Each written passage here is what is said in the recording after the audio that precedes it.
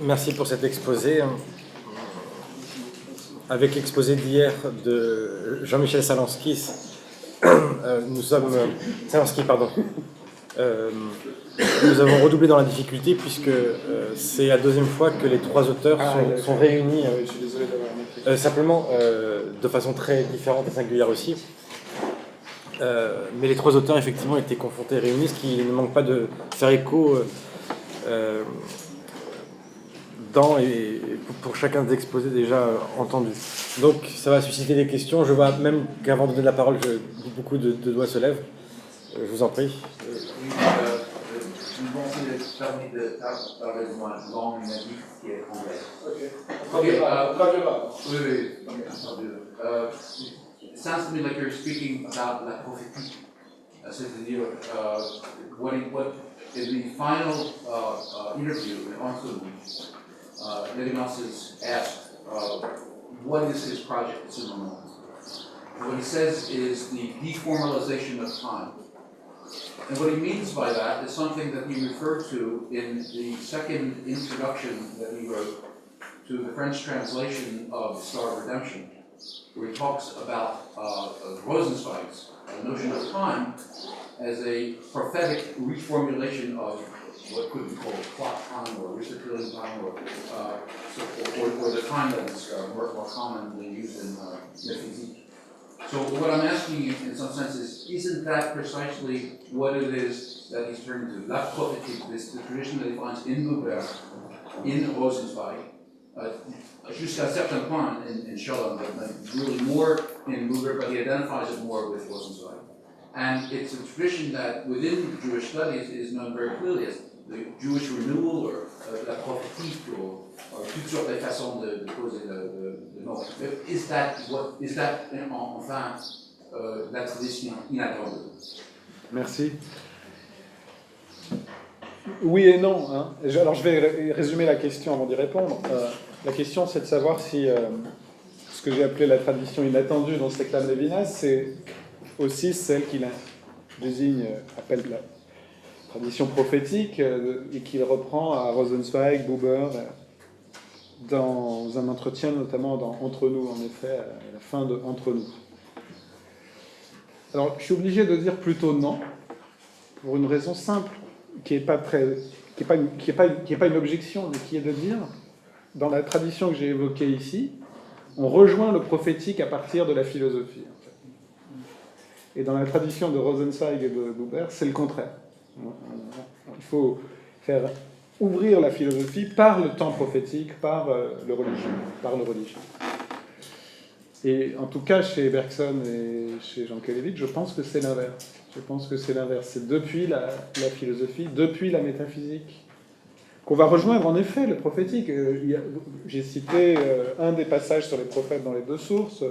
Chez Jankélévitch, ça fait partie, évidemment, notamment Isaïe, de son registre de citation, mais en même temps non, c'est-à-dire que dans cette veine-là, que Lévinas partage aussi, et même je pense dans laquelle il se moule dans Totalité et Infini, en fait, à partir de la philosophie, alors on n'a pas ce geste, on ne peut pas dire que c'est la tradition prophétique. C'est une tradition philosophique qui va, en un certain sens, redonner un concept philosophique du prophétique, mais qui ne va pas recourir au prophétique comme une solution à son problème. C'est le contraire. Can I make a response to The President. Il y aura beaucoup de questions qui vont être posées. En plus, je précise une chose, il est possible de poser des questions autant à Laure Barilas qu'à Frédéric bien sûr. à l'un ou à l'autre, ou aux deux, par des questions en deux temps. Bon, au début, je regrettais un peu de ne pas avoir été prévenu de l'appel à contribution, mais finalement, je me sens aussi à l'aise d'intervenir depuis la salle. Après, c'est intéressant, contribution. Oui, il y a une convergence aussi entre Bergson et Jankélévitch en ce qui concerne alors un grand absent du colloque, le rire et l'ironie. Et voilà, en ce qui concerne, lui, j'ai été intéressé quand vous avez montré les différences dans le non-juif entre Lévinas et Jankélévitch. Et là, c'est une interrogation amicale par rapport à Madame Ancel. j'étais un peu étonné qu'on mette le Talmud comme une notion essentielle dans le glossaire jankélévitchien, qu'il n'utilise jamais, il cite jamais le Talmud. Et en plus, il est d'une famille très laïque, son père étant le premier traducteur de Hegel et de Freud. Et puis, en ce qui concerne, et il y a aussi une divergence, je suis désolé d'une remarque aussi incongrue et déplacée, mais Hamas ne cite jamais Marx.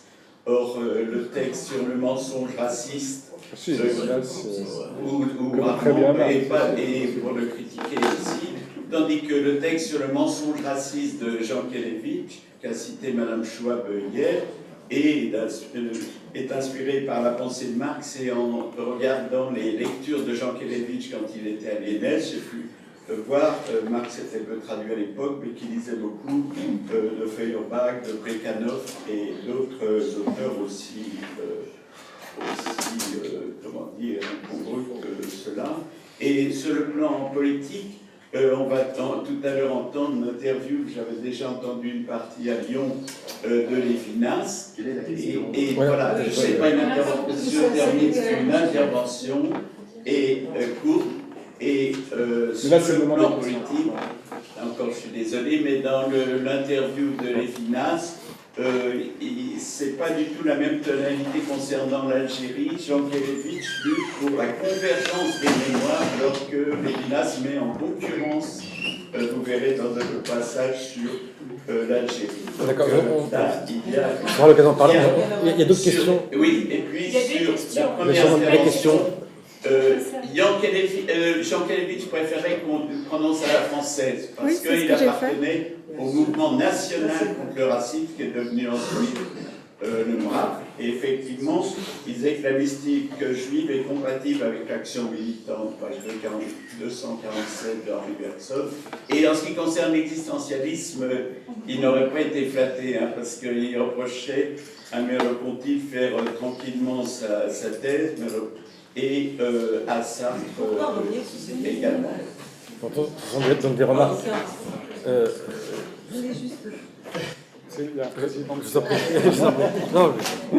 Je n'usurpe rien dans son pouvoir.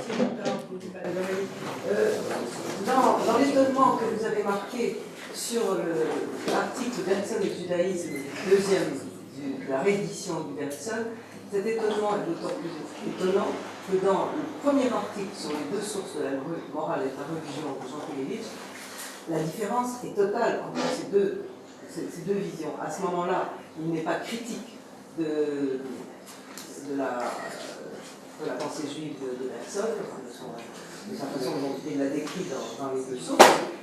N'est-ce pas le fait de la guerre et de ce qui s'est passé qui a changé complètement la perspective de Jean Kelevitch face au judaïsme et qui l'a amené à écrire ce texte bien après, au moment où il écrivait tous les textes pour les colloques, que vous connaissez, qui sont en source, d'intégrer ce texte au deuxième Bergson. D'où l'énigme, parce que c'est pas la vraie... Oui, merci. Il y a plusieurs choses importantes là, mais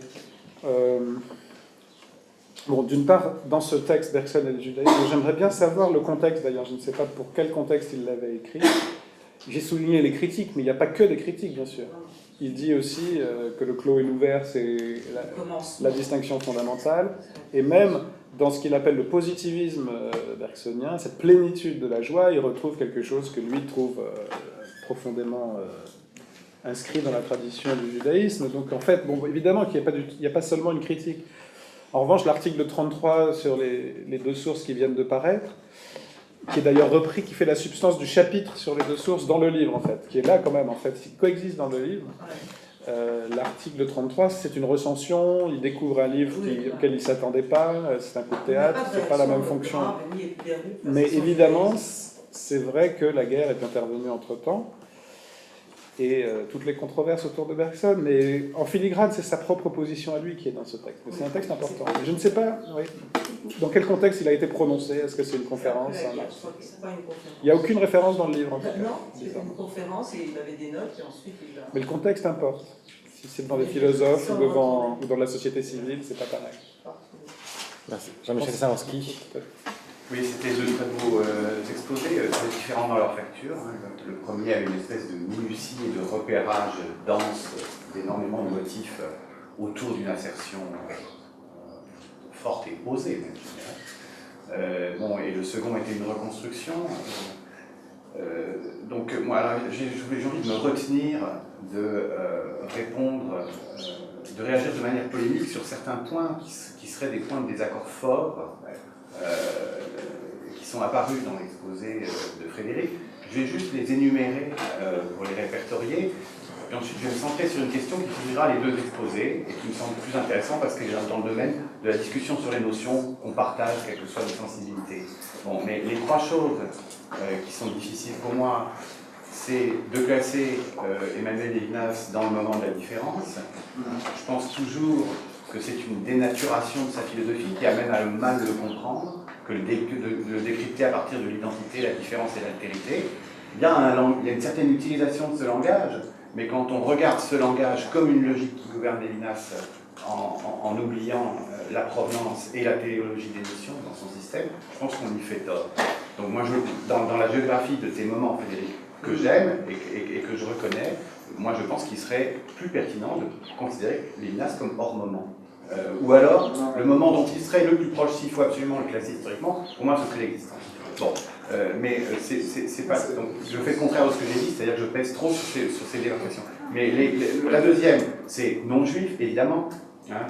Moi, ça ne me gêne pas du tout qu'on traite Bergson, Jankélévitch, Lévinas en oubliant totalement le judaïsme, le fait qu'ils sont juifs. Je veux bien, c'est un jeu que je suis prêt à jouer, ça fait partie du jeu de la rationalité et de la pensée. Aller jusqu'à. Là, il y a un malentendu, je n'ai pas dit le non juif avec un tiret. Refus. Ah non, c'est pas ça que j'ai dit. Non, alors là, je t'interromps tout de suite parce que j'ai dit le nom, mais il n'y avait pas de tiret. C'était difficile à prononcer. Mais quand j'ai dit il partage le nom N-O-N juif, ça veut dire un refus de type juif et non pas un refus. Ah non, là c'est. Non. C'était quelque chose, c'était un refus venant justement. C'est ce qu'ils ont de commun en tant que juifs, au contraire. Parce que bon, le refus du judaïsme chez les finances, ça m'échappait complètement. C'est peut-être que je ne suis pas assez souple. Non, je sais pas comment dire. Le nom, le refus juif, pas le refus juif. Bon, alors, il y a un troisième point, donc ça fait partie des choses qui sont en débat entre nous. Je voudrais juste le dire pour mémoire. Merci, parce que si c'était confus, c'est grave quand même. Il y a une très importante autour de ce que Bergson raconte sur l'expérience de la guerre. Bon, et moi je pense toujours, là c'est du débat avec Bergson, mais je voudrais quand même le dire, je pense qu'on tue, on viole et on pille au nom de l'ouvert. Et au contraire, je pense qu'on peut envisager une interdiction du tuer, du voler et du piller depuis ce que Bergson appelle la morale close. Parce que ce qui me gêne dans Bergson, c'est qu'il confond la clôture et l'impérativité. C'est un élément de pensée qui traîne dans la tradition philosophique, qui est que dès qu'on est auprès de l'impérativité, on est dans la clôture. Et c'est ça qui empêche de comprendre la grandeur de l'hétéronomie et de l'impérativité. Donc j'ai toujours un point de dissension que je ne peux pas complètement passer sous silence. Mais pardon pour toutes ces prétéritions qui en fait sont bidons, puisque j'ai développé chacun des points. Je voudrais en venir à ce qui m'intéresse le plus, qui est, j'ai bien compris, et je te suis complètement Frédéric là-dessus, qu'un des grands enjeux, c'est la question du réalisme. C'était pas accentué massivement dans son exposé, mais c'est en filigrane. Et c'est très clair pour moi, et tu as présenté ça comme un facteur de division entre les auteurs, et je suis absolument d'accord avec toi, le projet de Bergson reste réaliste et naturaliste, à mon avis, du début à la fin, et même quand il en vient aux deux sources, il reste dans cette orbe, et clairement, Lévinas, c'est une rupture avec ça, c'est une volonté de faire une philosophie absolument ni réaliste ni naturaliste. Donc de ce point de vue-là, il y a un grand écart. Mais moi, ce qui m'a intéressé en travaillant ce colloque, c'est que j'ai eu l'impression que Jankélévitch était intermédiaire par rapport à cet écart-là. Et dans vos deux exposés, vous êtes plus avant sur Jankélévitch que je ne le suis. Mais il y a deux choses, j'avais l'impression de devoir m'inscrire de manière critique sur Jankélévitch et qui a trait à cet écart. D'abord, l'exposé de Laure, qui est, encore une fois, je lui rends hommage. Je pense que ce qu'elle a dit ne coïncide pas avec le programme qu'elle a affiché. Le programme affiché, c'est de dire qu'il y a dans la temporalité le critère de la moralité. Et ensuite, tout ce qui a été développé, c'est de montrer que par rapport à chaque élément important pour la moralité qui a été abordé par Jankélévitch, il y a soit un filtrage par les catégories de la temporalité, soit une description à travers les circonstances temporelles qui sont présentées comme extrêmement importantes. Mais ce n'est pas la même chose que de dire que le temps devient critère. Et je dirais que dans les paradoxes de la morale, Le contenu de la moralité est clairement posé comme le pour autrui, exactement comme chez Lévinas, et donc pas d'ordre temporel. Donc, de ce point de vue-là, et effectivement, le fait de prendre la temporalité comme critère de la moralité, ça préfigure une sorte de naturalisme et de réalisme, si on accepte que le temps est justement la trame de la nature et de la réalité. Bon, donc c'est lié à l'enjeu. Et idem sur l'instant. Donc, dans ce que tu as dit, en parlant de l'instant chez Jean Kelevitch, l'instant semblait devenir une attestation d'un réalisme jean-kélévichien. Or, sur ce que j'ai lu dans Philosophie première, l'instant il est approché comme tentative de trouver un point d'appui pour l'absolument autre qui est au-delà du métempirique. Et au contraire, il noue une pensée de l'absolument autre avec toute la tradition du « le temps n'existe pas parce que le présent ne peut pas avoir des situations qui remontent à Sextus Empiricus si on veut ». Donc, à mon avis, son instant est tout sauf réaliste. Voilà, c'était mes...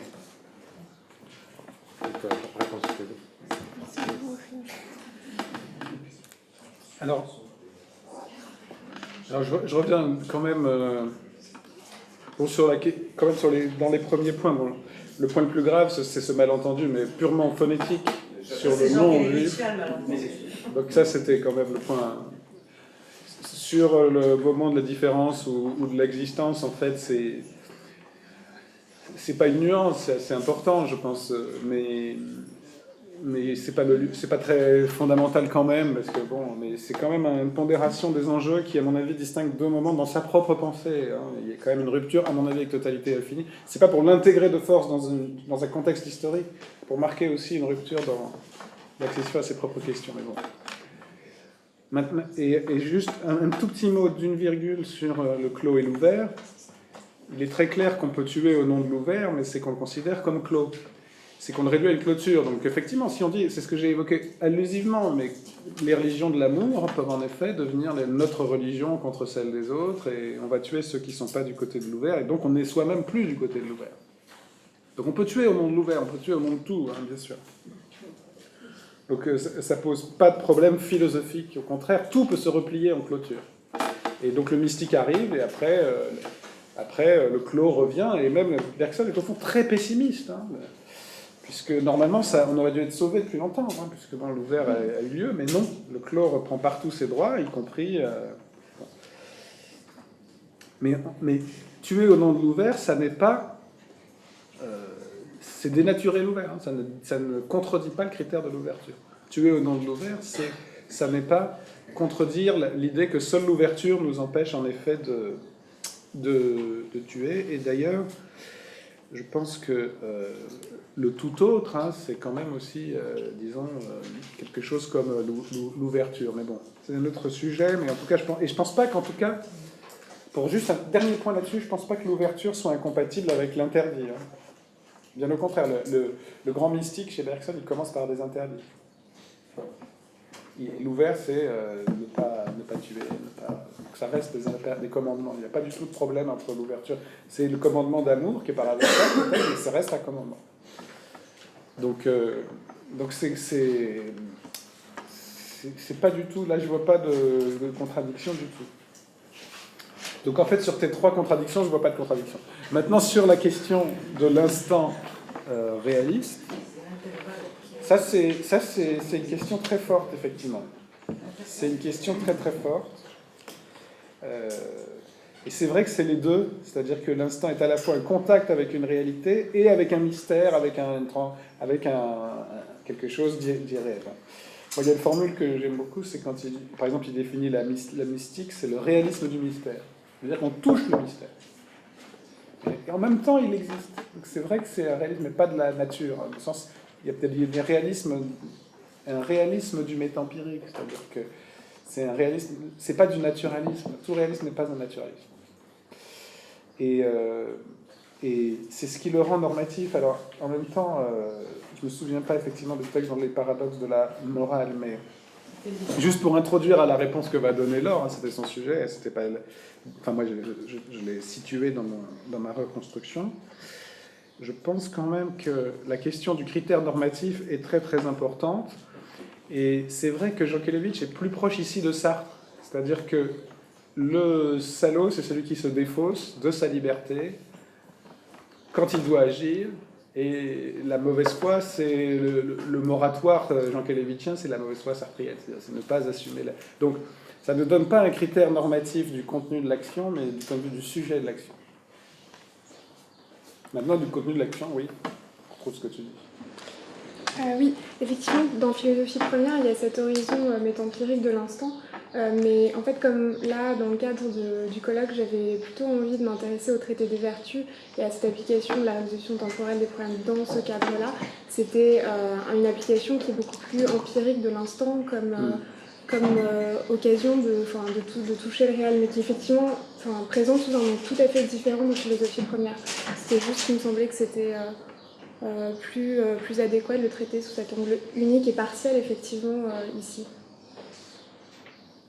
Alors, le temps presse, m'a-t-on indiqué, le médiateur a son médiateur. Et donc, on autorise encore une dernière question. Joël Ancel. C'est une question pour Laure. Je pense qu'on peut faire votre connaissance et j'étais enchantée de vous écouter. Simplement, pour l'instant, il me semble quand même que le privilège de l'instant est très sensible dans la métaphysique de Jean Kelevitch, dans la philosophie première. Il privilégie l'instant par rapport à l'intervalle, par rapport à la continuation. Mais dans la morale, et c'est peut-être ma seule réserve par rapport à votre exposé, parce que tout ce que vous avez dit sur la valeur temporelle, la nature temporelle de la morale, c'est vraiment très bien. C'est que justement, il me semble que dans les vertus, dans cette analyse des vertus, dont Jean Kelevitch joue, c'est vrai sur l'opposition entre l'instant et l'intervalle, les vertus du commencement et les vertus de la continuation, mais aussi sur leur mixité. D'ailleurs, il utilise même ces catégories qui peuvent peut-être faire pincer des dents, quand on le lit, du masculin et du féminin. Il joue sur les vertus masculines, les vertus féminines, sur leur opposition, sur leur complémentarité. Parce que sinon, il n'y aurait que des justes du dimanche, en fait, ou des courageux, du dimanche. Ainsi, oui, le courage nous permet de commencer, mais la fidélité permet justement que cette action courageuse puisse se poursuivre, puisse se prolonger, et que la morale ne soit pas seulement l'affaire du dimanche ou du Shabbat, ou je ne sais quel jour, mais se fasse chaque jour, et que le bien se fasse chaque jour. Donc c'est un petit peu ce qui m'a manqué dans votre exposé, qui par ailleurs était vraiment très éclairant, et c'est un plaisir aussi de voir qu'il y a des jeunes gens, des jeunes filles qui travaillent sur Jean Kelevitch, parce qu'on n'en connaissait pas beaucoup pour faire un colloque, on a un peu du mal à en trouver. Donc ça fait vraiment plaisir ce soir. Oui, en fait, il y a effectivement l'instant, ça a une valeur initiale, et c'est d'abord pour commencer la vertu. Mais il me semble que l'idée qu'il développe dans le traité des vertus, c'est que cet instant est à recommencer à chaque fois, et que la durée et l'intervalle peuvent venir en soutien de la vertu, et de la vertu dans le temps et qui se développe comme action, mais elle doit être à chaque instant recommencée. Il le présente sous le même modèle que l'intention, qui est apparition-disparaissante, qui dès qu'elle apparaît, disparaît, et l'intention bienveillante et l'intention vertueuse doit être recommencée à chaque instant. C'est pour ça qu'il me semble qu'on peut penser plus l'action vertueuse sur le modèle de l'instant que sur celui de la durée ou de l'intervalle, qui même peuvent venir soutenir, mais qui souvent, il définit souvent l'hypocrisie comme ça, comme une forme de mécanique vertueuse où on fait les choses par habitude et par... l'intention se dilue un peu dans la durée. L'intuition bienveillante chez Jean Kelevitch se dilue souvent dans la durée et dans l'intervalle. C'est pour ça qu'il me semblait que l'instant présentait une prise vraiment très intéressante pour penser la vertu. Mais effectivement, ça manquait comme précision. Merci. Navré pour toutes ces questions qui ne peuvent pas se poser. Moi-même, j'en avais évidemment, mais je dois montrer l'exemple, donc je n'en poserai pas. Et donc, nous passons donc à la suite, peut-être après une courte pause. Voilà, on va faire une pause de 10 minutes et on reprend. Merci.